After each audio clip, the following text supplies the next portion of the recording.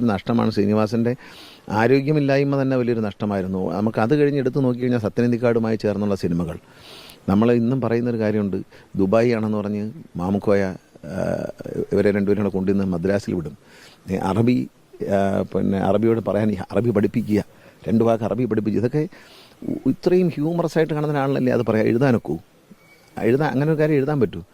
സഖാവ് എന്താ കല്യാണം കഴിച്ചതെന്ന് ചോദിക്കുമ്പോൾ അത് നമ്മളിപ്പോൾ തൻ്റെ കാര്യമല്ലേ സംസാരിക്കുന്നത് എന്നുള്ള മറുപടി ശങ്കരാടിച്ചാറുണ്ട്.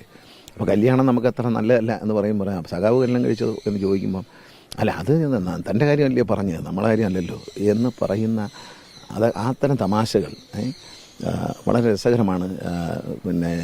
ഇന്നസെൻ്റ് വരുന്നതും നാരിയൽ കാ പാനിയെക്കുറിച്ച് പറയുന്നതും അതിനെപ്പറ്റിയുള്ള അർത്ഥവ്യാഖ്യാനങ്ങളുമൊക്കെ വേറൊരു എഴുത്തുകാരനെ ചിന്തിക്കാൻ പറ്റുമെന്ന് എനിക്ക് തോന്നുന്നില്ല. കാരണം അത്രത്തോളം മനസ്സിൽ ഒരു ലാളിത്യം കൊണ്ട് നടക്കുന്നതാണ് അദ്ദേഹം.